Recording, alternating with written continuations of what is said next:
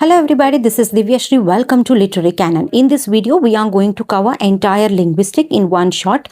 I cover all the linguistic terms and terminologies through MCQs. Without further ado, let's start the class. First question on the screen.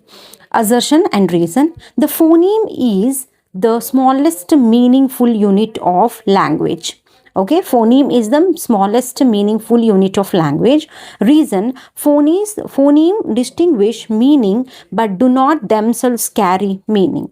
Okay, phoneme antandrenu, phoneme basically smallest unit of sound alva, smallest unit of sound ಅನ್ನು ನಾವೇನಂತ ಹೇಳ್ತೀವಿ, phoneme ಅಂತ ಹೇಳ್ತೀವಿ.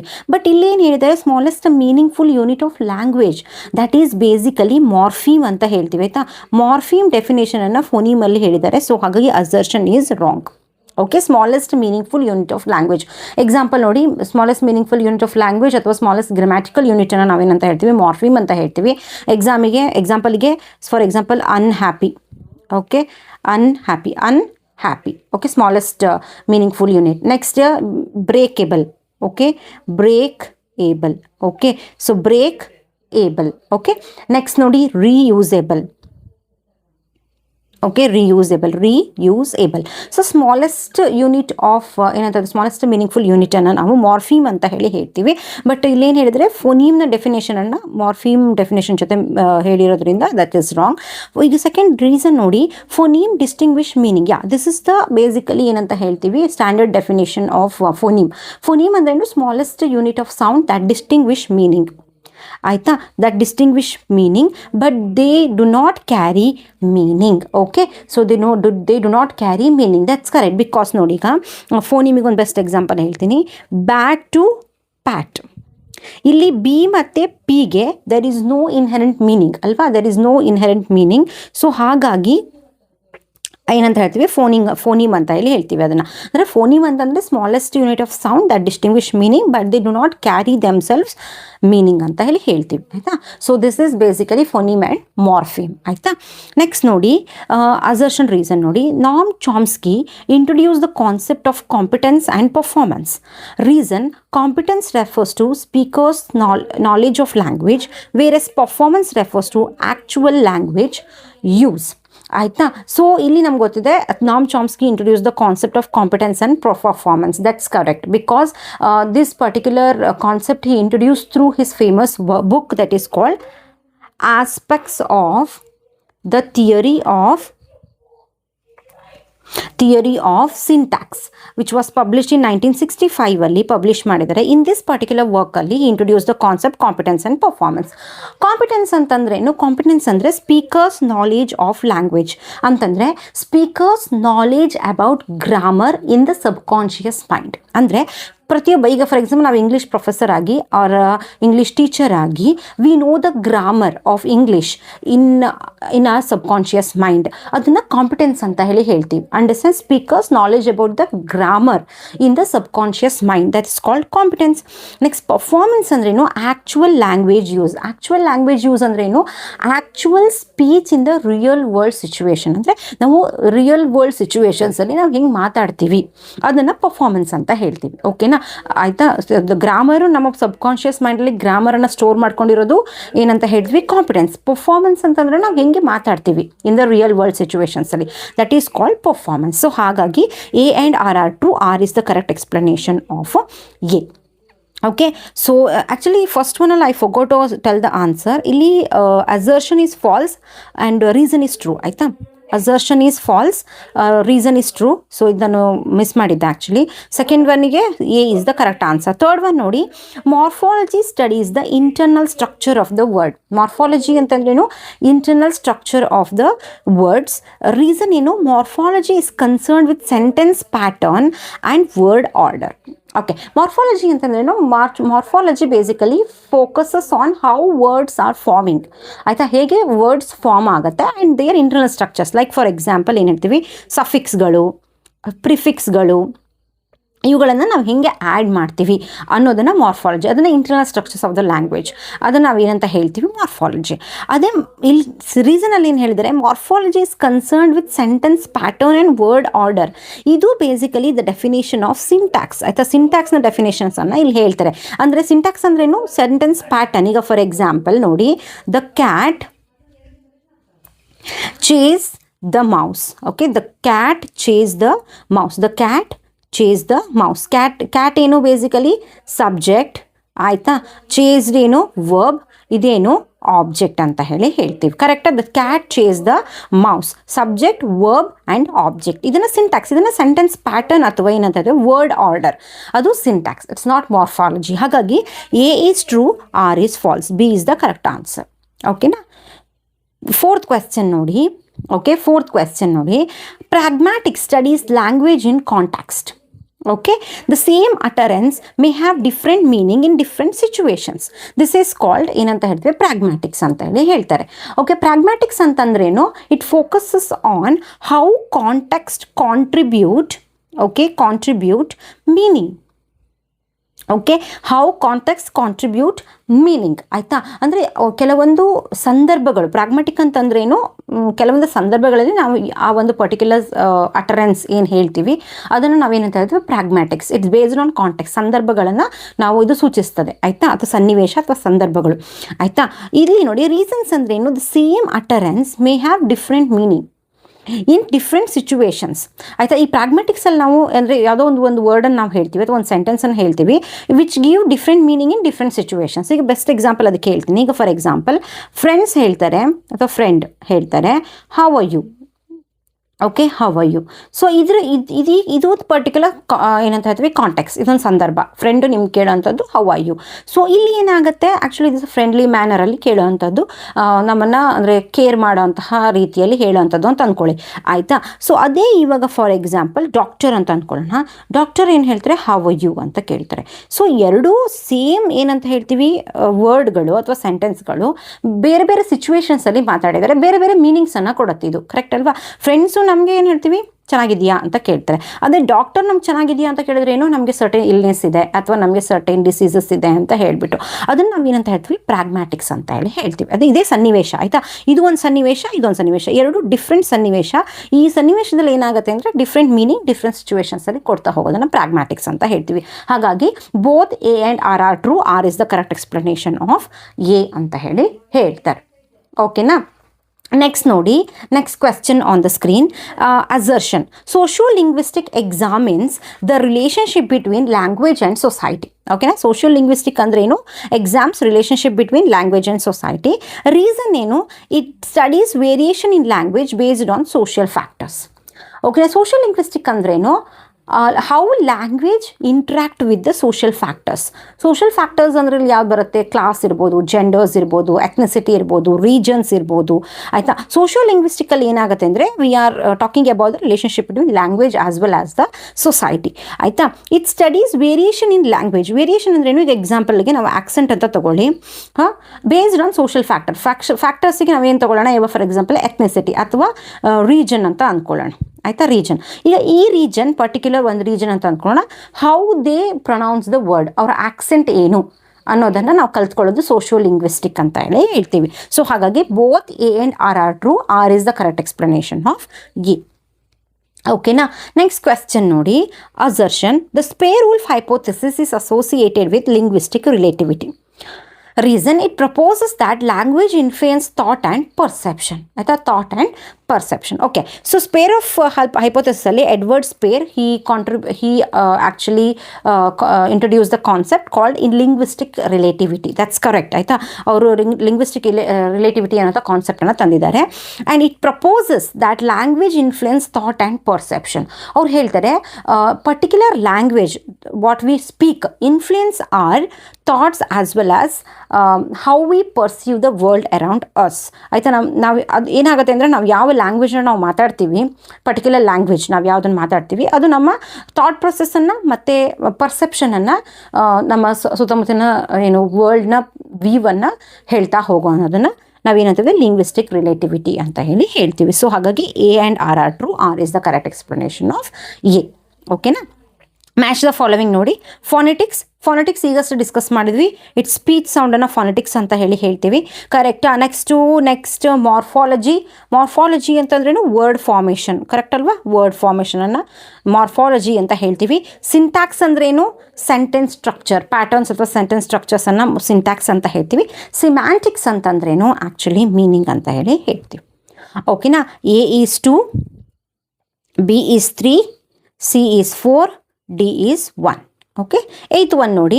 Ferdinand de Saussure, Noam Chomsky, M.A.K. Halliday, Edward Sapir. ನಾವು Edward Sapir ಈಗಷ್ಟೇ ನೋಡಿದ್ವಿ. That is basically linguistic relativity. ಕರೆಕ್ಟಾ? Ferdinand de Saussure ನಮ್ಗೆ ಗೊತ್ತಿದೆ, language and parole. Noam Chomsky ಯಾವ್ದು ಹೇಳಿದ್ದಾರೆ? Noam Chomsky basically talking about transformational grammar. Okay, Noam Chomsky.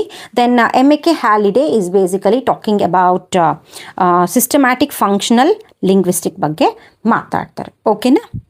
Okay, answer ಬಂದ್ಬಿಟ್ಟು A2, okay, B4, C1, D3. Okay, next question ನೋಡಿ. Pragmatic, sociolinguistic, phonology and psycholinguistic. ಸೋಷಿಯೋಲಿಂಗ್ವಿಸ್ಟಿಕಲ್ಲಿ ಈಗಷ್ಟೇ ನಾವು discuss ಮಾಡಿದ್ವಿ, language and society. It talks discuss about the language and its society ಬಗ್ಗೆ ಮಾತಾಡ್ತಾ ಹೋಗುವಂಥದ್ದು.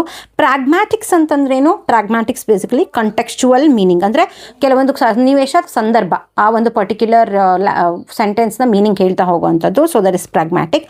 ಫೊನಾಲಜಿ ಅಂತಂದ್ರೇನು? ಫೊನಾಲಜಿ ಬೇಸಿಕಲಿ ಸೌಂಡ್ ಪ್ಯಾಟರ್ನ್ಸ್ ಅಂತ ಹೇಳ್ತೀವಿ. ಸೈಕೋಲಿಂಗ್ವಿಸ್ಟಿಕ್ ಅಂದರೆ language and mind. So A is 2, B is 1, C is 3 and D is 4. Next ನೋಡಿ. A newly coined word or expression is called as ನಿಯೋಲಾಜಿಸಮ್ ಅಂತ ಹೇಳ್ತೀವಿ. ನ್ಯೂ ವರ್ಡ್ ಅಥವಾ phrase that we are not use regularly. ಆಯಿತಾ? ಒಂದು ಹೊಸ ವರ್ಡನ್ನು ನಾವೇನು coin ಮಾಡಿರ್ತೀವಿ ಅಥವಾ ಫ್ರೇಸನ್ನು ನಾವೇನು ಕಾಯಿನ್ ಮಾಡಿರ್ತೀವಿ which are not using regularly. ಎಕ್ಸಾಂಪಲಿಗೆ ನಾವು ಈಗ ಫಾರ್ ಎಕ್ಸಾಂಪಲ್ ಏನು ತಗೊಳ್ಳೋಣ? ಸ್ಮೋಕ್ ಪ್ಲಸ್ ಫಾಗ್, ಅದನ್ನು ಏನಂತ ಹೇಳ್ತೀವಿ? ಸ್ಮಾಗ್. ಇದನ್ನು ನಾವು ಡೈಲಿ ಯೂಸೇಜಲ್ಲಿ ನಾವು ಮಾಡ್ತಾ ಹೋಗಲ್ಲ. ಕರೆಕ್ಟ್ ಅಲ್ವಾ? ಡೈಲಿ ಯೂಸೇಜಲ್ಲಿ ಇದು ಇಲ್ಲವೇ ಇಲ್ಲ, ನಾವು ಡೈಲಿ ಯೂಸೇಜಲ್ಲಿ ಮಾಡೋದೇ ಇಲ್ಲ.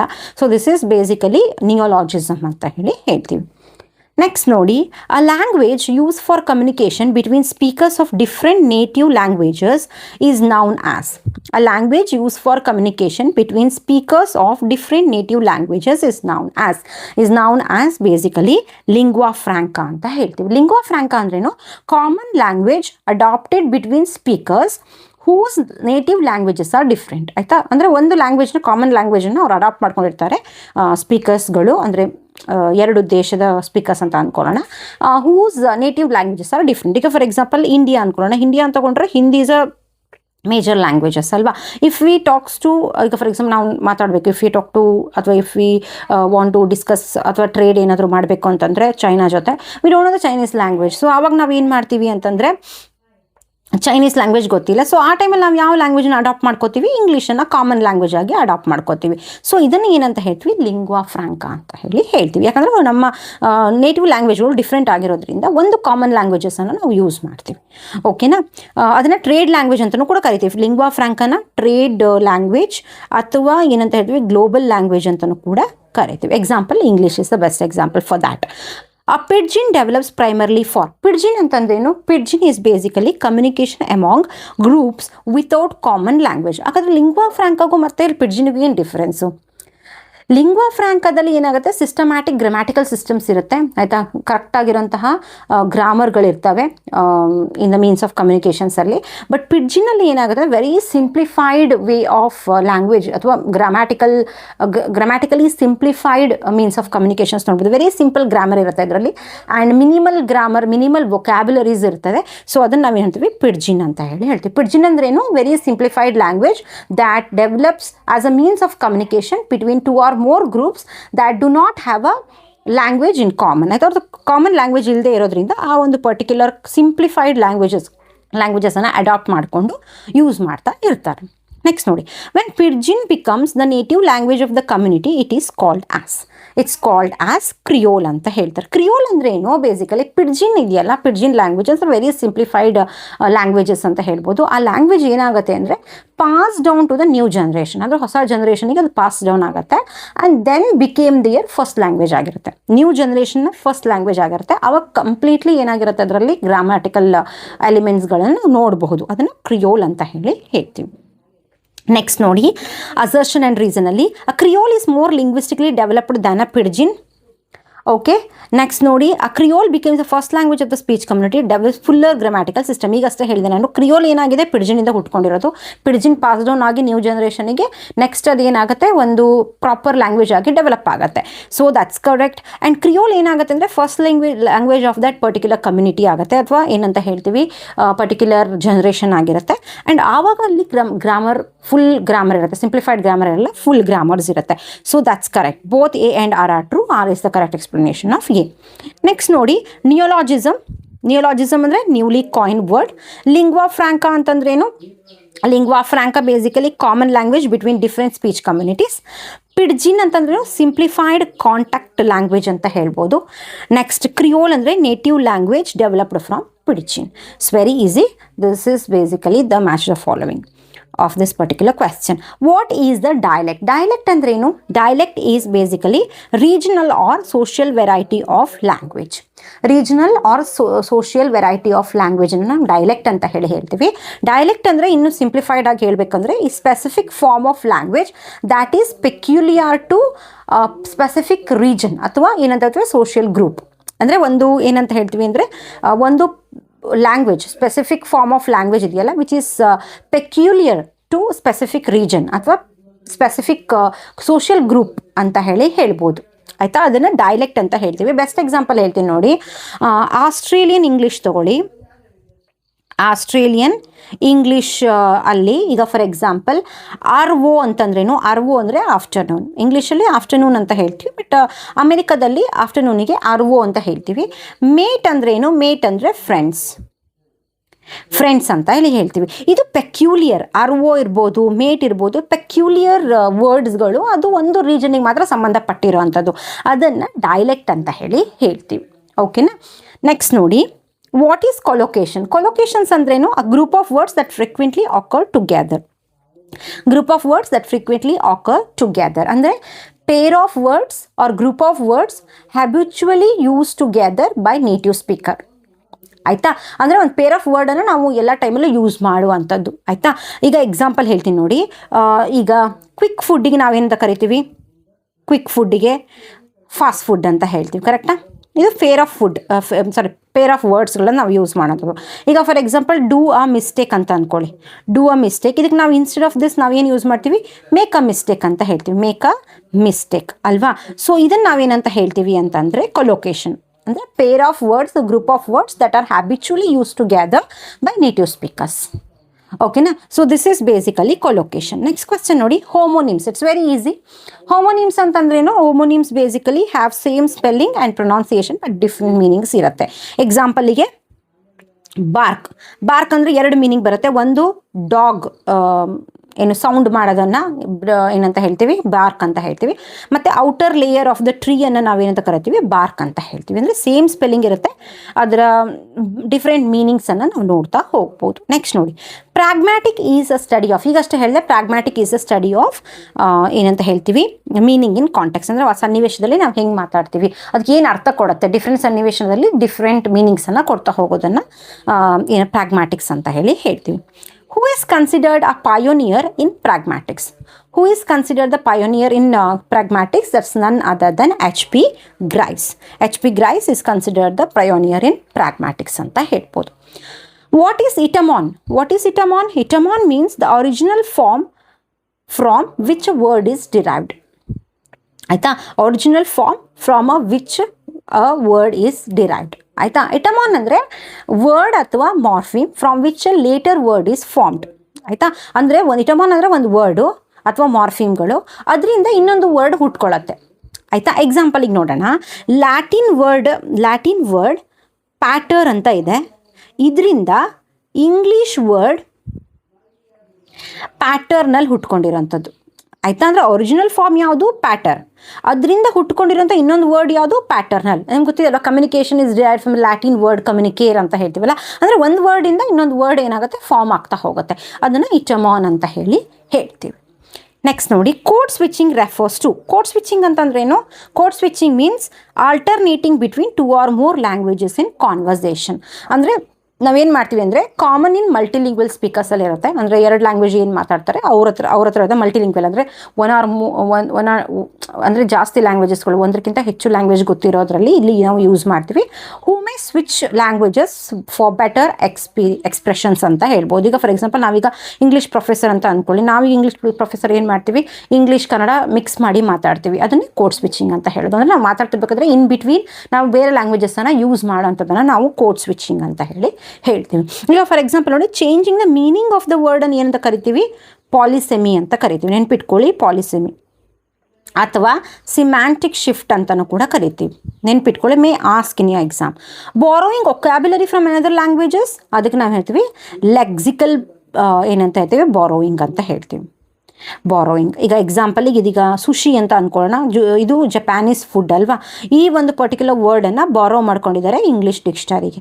ಸೊ ಇದನ್ನು ನಾವೇನಂತ ಹೇಳ್ತೀವಿ, ಲೆಕ್ಸಿಕಲ್ ಬಾರೋಯಿಂಗ್ ಅಂತ ಹೇಳ್ತೀವಿ. ನೆಕ್ಸ್ಟ್ ನೋಡಿ, cognate are words in different languages that.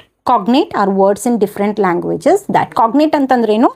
ಕಾಗ್ನೇಟ್ means share a common historical origin. ಅಂದರೆ different languages that evolve from same root ಅಥವಾ ಸೇಮ್ ಆನ್ಸಿಸ್ಟ್ರಲ್ ಲ್ಯಾಂಗ್ವೇಜಸ್. ಅಂದರೆ ಬೇರೆ ಬೇರೆ ಲ್ಯಾಂಗ್ವೇಜಸ್ಸಲ್ಲಿ ಬರುವಂತಹ ಪರ್ಟಿಕ್ಯುಲರ್ ವರ್ಡ್ ಇದೆಯಲ್ಲ, ಅದಕ್ಕೆ ಒಂದು ಸೇಮ್ ರೂಟ್ ಇರುತ್ತೆ, ಆಯಿತಾ, ಅಥವಾ ಆನ್ಸಿಸ್ಟ್ರಲ್ ರೂಟ್ಸ್ ಇರುತ್ತೆ ಆ ಪರ್ಟಿಕ್ಯುಲರ್ ಲ್ಯಾಂಗ್ವೇಜ್. ಈಗ ಫಾರ್ ಎಕ್ಸಾಂಪಲ್ ನೋಡೋಣ, ಇಂಗ್ಲೀಷಲ್ಲಿ ಬರೋಂತಹ ನೈಟ್ ಇರ್ಬೋದು, ಆಯಿತಾ. ನೆಕ್ಸ್ಟ್ ಏನು ಹೇಳ್ತೀವಿ, ಜರ್ಮನಲ್ಲಿ ಬರೋಂತಹ ನಕ್ಯಾಟ್ ಇರ್ಬೋದು, ಆಮೇಲೆ ಸ್ಪ್ಯಾನಿಷಲ್ಲಿ ಬರೋಂತಹ ನಾಚೆ ಇರ್ಬೋದು, ಓಕೆ, ನಾಚೆ ಇರ್ಬೋದು. ಈ ಮೂರು ಕೂಡ ಏನಂತ ಹೇಳ್ತೀವಿ, ಸೇಮ್ ರೂಟ್, ಅಂದರೆ ಪ್ರೋಟೋ ಇಂಡಿಯನ್ ಯುರೋಪಿಯನ್ ರೂಟ್ ಅಂತ ಹೇಳ್ಬೋದು. ಪ್ರೋಟೋ ಇಂಡಿಯನ್ ಯುರೋಪಿಯನ್ ರೂಟಿಂದ ಬಂದಿರೋಂತಹ ಪರ್ಟಿಕ್ಯುಲರ್ ವರ್ಡ್ ದಟ್ ಈಸ್ ನೊಕಾಟ್ಸ್. ಈ ನೊಕಾಟ್ಸ್ ಇನ್ನಂತಹ ಪದಗಳಿಂದ ನೈಟ್ಸ್, ನಾಚ್, ನಾಚೆ ಅನ್ನೋಂತಹ ವರ್ಡ್ಗಳು ಫಾರ್ಮ್ ಆಗಿರೋವಂಥದ್ದು, ಆಯಿತಾ. ಅಂದರೆ ಪ್ರತಿಯೊಂದು ಈ ಮೂರು ಶಬ್ದಕ್ಕೂ ಹಿಸ್ಟಾರಿಕಲ್ ಒರಿಜಿನ್ ಯಾವುದು, ದಟ್ಸ್ ನೊಕಾಟ್ಸ್, ಆಯಿತಾ. ಆನ್ಸಿಸ್ಟ್ರಲ್ ರೂಟ್ಸ್ ಯಾವುದು, ನೊಕಾಟ್ಸ್, ಆಯಿತಾ. So this is cognate. Next ನೋಡಿ, ಬ್ಯಾಕ್ ಫಾರ್ಮೇಷನ್. ಬ್ಯಾಕ್ ಫಾರ್ಮೇಷನ್ಸ್ ಅಂದ್ರೇನು? A new word is created by removing affix from the existing word, ಆಯಿತಾ. ಬ್ಯಾಕ್ ಫಾರ್ಮೇಷನ್ ಅಂತಂದ್ರೇನು? New word is created by removing affixes. ಎಕ್ಸಾಂಪಲಿಗೆ ಈಗ for example editor ಅಂತ ಅಂದ್ಕೊಳ್ಳೋಣ. ಈಗ OR ತೆಗೆದಾಗ ಏನು ಸಿಗುತ್ತೆ, ಎಡಿಟ್ ಸಿಗುತ್ತೆ, ಒಂದು ಹೊಸ ವರ್ಡ್ ಏನಾಗುತ್ತೆ, ಎಕ್ಸಿಸ್ಟ್ ಆಗುತ್ತೆ. ನೆಕ್ಸ್ಟ್ ಒಂದು ತಗೊಳ್ಳೋಣ, ಟೆಲಿವಿಷನ್. OION ತೆಗೆದಾಗ ಟೆಲಿವೈಸ್ ಅಂತ ಬರುತ್ತೆ, ಕರೆಕ್ಟ್ ಅಲ್ವಾ. ಸೊ ಇದನ್ನು ನಾವೇನಂತ ಹೇಳ್ತೀವಿ, ಅಫಿಕ್ಸನ್ನು ರಿಮೂವ್ ಮಾಡೋಂಥದ್ದು. ಅಫಿಕ್ಸನ್ನು ರಿಮೂವ್ ಮಾಡೋದನ್ನು ಥ್ರೂ ದ್ಯಾಟ್ ನ್ಯೂ ವರ್ಡನ್ನು ಕ್ರಿಯೇಟ್ ಮಾಡೋಂಥದ್ದನ್ನು ಬ್ಯಾಕ್ ಫಾರ್ಮೇಷನ್ಸ್ ಅಂತ ಹೇಳ್ತೀವಿ. ನೆಕ್ಸ್ಟ್ ನೋಡಿ, etymon is original source from the word, okay. Etymology studies the origin and historical development of the words. ಈಗ ಅಷ್ಟೇ ಹೇಳಿದೆ, ಇಟಮಾನ್ ಬಗ್ಗೆ ನಾವು ಡಿಸ್ಕಸ್ ಮಾಡಿದ್ದೀವಿ ಅಲ್ವಾ. ಸೊ ಇಟಮಾನ್ ಬಗ್ಗೆ ಈಗ ಜಸ್ಟ್ ಒಂದು ಏನಂತ ಹೇಳ್ತೀವಿ, ಒಂದಿಷ್ಟು ಕ್ವೆಶ್ಚನ್ಸ್ ಹಿಂದ್ಗಡೆ ನಾವು ಡಿಸ್ಕಸ್ ಮಾಡಿದ್ವಿ. Original form from which word is derived ಅಲ್ವಾ. ಈಗ ಲ್ಯಾಟಿನ್ ವರ್ಡ್ನ ಪ್ಯಾಟರಿಂದ ಇಂಗ್ಲೀಷ್ ವರ್ಡ್ನ ಪ್ಯಾಟರ್ನಲ್ ಅಂತ ಹೇಳಿಬಿಟ್ಟು ಆಗಿದೆ ಅಂತ ಹೇಳಿದೆ, ಸರಿ ಅಲ್ವಾ. So original source form of the word ಅಂದರೆ ಕರೆಕ್ಟು, ಎಟಮಾಲಜಿ ಅಂದರೆ historical development of the words ಅನ್ನೋದು ಕರೆಕ್ಟು. ಸೊ ದ್ಯಾಟ್ಸ್ ಬೋತ್ ಏನಂತ ಹೇಳ್ತೀವಿ, A and R are true. R is the correct explanation of E. Next ನೋಡಿ, morphology is a study of internal structure of the language. ಈಗಷ್ಟೇ ನಾವು discuss ಮಾಡಿದ್ವಿ, that's correct. Morphology deals exclusively with sentence structure. No, sentence structure and sentence ಪ್ಯಾಟರ್ನನ್ನು ಏನಂತ ಕರಿತೀವಿ, syntax ಅಂತ ಹೇಳ್ತೀವಿ, correct ಅಲ್ವಾ. ಸೊ ಹಾಗಾಗಿ statement 1 is true, statement 2 is false. C is the correct answer. ಓಕೆನಾ. ನೆಕ್ಸ್ಟ್ ನೋಡಿ, code switching involves alternating between 2 or more languages or language varieties. That's correct ಅಲ್ವಾ. ನಾವು ಏನು ಮಾಡ್ತೀವಿ ಅಂದರೆ 2 or more ಲ್ಯಾಂಗ್ವೇಜಸ್ಸನ್ನು ಅಟ್ ಎ ಟೈಮಲ್ಲಿ ಯೂಸ್ ಮಾಡೋವಂಥದ್ದು. Code switching is common in multilingual communities. That's correct. ಈಗ ನಾವು ಡಿಸ್ಕಸ್ ಮಾಡಿದ್ದೀವಿ. ಸೊ ಹಾಗಾಗಿ statement 1 and 2 both are true ಅಂತ ಹೇಳ್ಬೋದು.